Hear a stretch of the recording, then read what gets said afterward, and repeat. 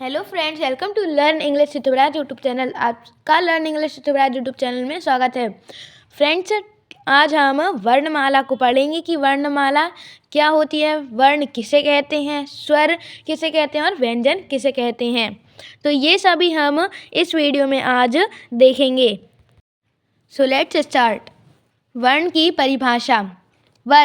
वर्ण उस मूल ध्वनि को कहते हैं जिसके टुकड़े या खंड नहीं किए जा सकते, या आप इसे इस तरह से भी समझ सकते हैं, वर्ण भाषा की वह सबसे छोटी इकाई है जिसके और अधिक टुकड़े या खंड नहीं किए जा सकते। उन्हीं अखंड मूल ध्वनियों को वर्ण कहते हैं, या जिसे और छोटा नहीं किया जा सके या और तोड़ा ना जा सके उसे वर्ण कहते हैं। जैसे अ, ई, क, ख, चा, वा, पा आदि। क्या हम इन सबको और ज़्यादा तोड़ सकते हैं? नहीं, हम इन्हें और ज़्यादा नहीं तोड़ सकते। इसलिए वर्ण भाषा की सबसे छोटी इकाई कहलाती है। नोट मीन्स ध्यान रखने वाली बात। प्रत्येक भाषा की अपनी वर्णमाला होती है। जो सभी भाषा रहती हैं उनकी एक अपनी वर्णमाला होती है। जैसे हिंदी वर्णमाला में 52 वर्ण होते हैं आ से ज्ञ तक। अंग्रेजी वर्णमाला में 26 ए से जेड तक होते हैं। वर्ण के भेद। अब हम पढ़ेंगे वर्ण के भेद। हिंदी भाषा में वर्ण दो प्रकार के होते हैं। जो हिंदी भाषा है उसमें वर्ण दो प्रकार के होते हैं। पहला स्वर वर्ण जिसे हम इंग्लिश में वॉबल बोलते हैं, और दूसरा व्यंजन वर्ण जिसे हम इंग्लिश में कॉन्सोनेंट बोलते हैं। पहला स्वर। जिन वर्णों के उच्चारण में किसी अन्य वर्ण की सहायता की आवश्यकता नहीं होती है वह स्वर कहलाता है। इसके उच्चारण में कंठ और तालु का उपयोग होता है, जीभ और होठ का नहीं। इनके जो उच्चारण होते हैं, इन्हें जब हम बोलते हैं तो जो कंठ और तालु का ही सिर्फ उपयोग होता है, जीभ और होठ का नहीं होता। हिंदी वर्णमाला में 16 स्वर होते हैं। जैसे अ।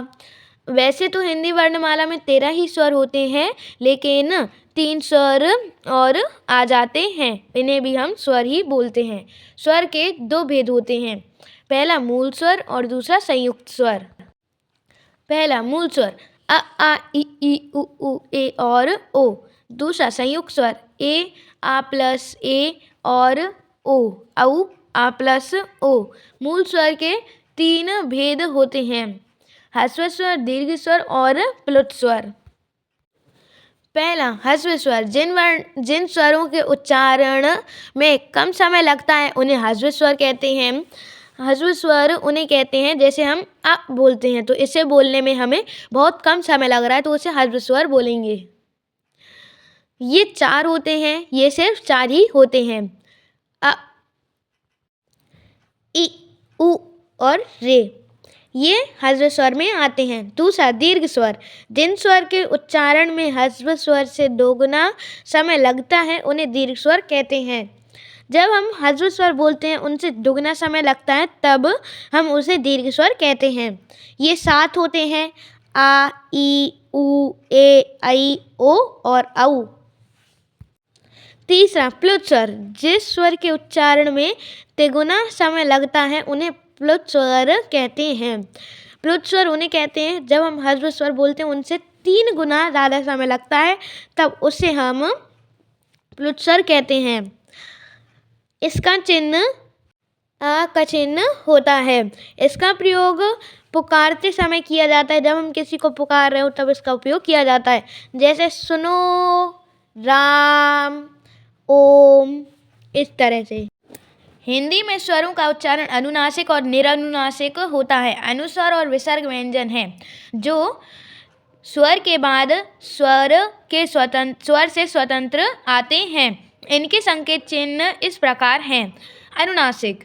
ऐसे स्वरों का उच्चारण नाक और मुंह से होता है। जो अनुनासिक शब्द होते हैं उनका उच्चारण करते समय हम नाक और मुंह दोनों का उपयोग करते हैं और उच्चारण में लघुता रहती है, जैसे आंगन, दांत, गाँव आदि। सेकंड अनुस्वार। यह स्वर के बाद आने वाला व्यंजन है। जो अनुस्वार है वह स्वर के बाद आता है।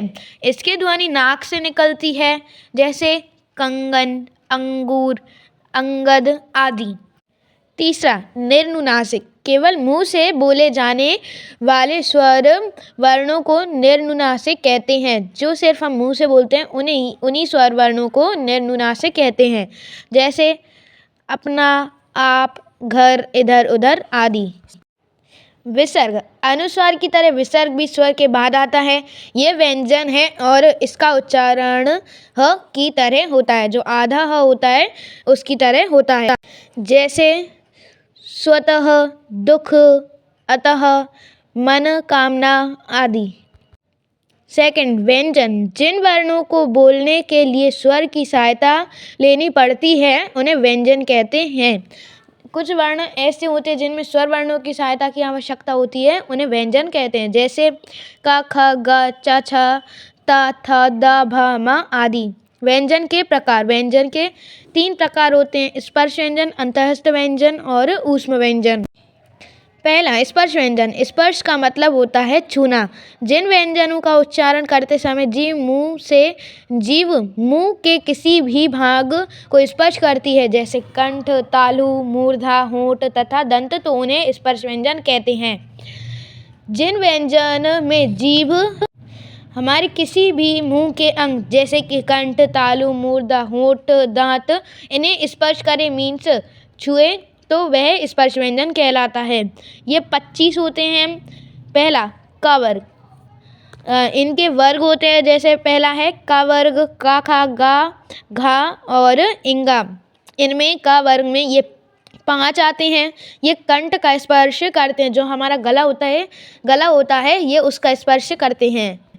दूसरा है च वर्ग, च, छ, ज, झ, उआ, ये तालु का स्पर्श करते हैं। तीसरा है ट वर्ग, टा, ठा, डा, ढा, ना, ये ड और ढा ये मूर्धा का स्पर्श करते हैं।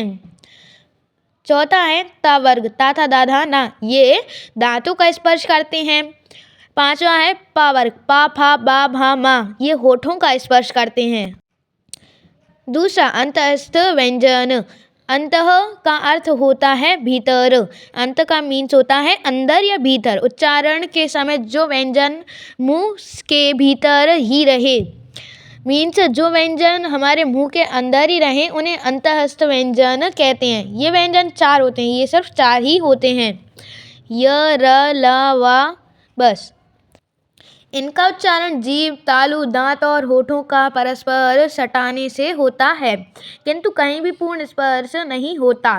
मीन्स जब हम इन्हें बोलते हैं तो जीभ पूर्ण स्पर्श नहीं करती है, ना ही हमारे तालु को, ना दंत को, ना जीभ को।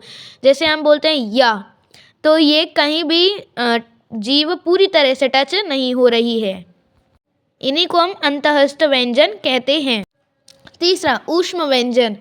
ऊष्म का अर्थ होता है गर्म।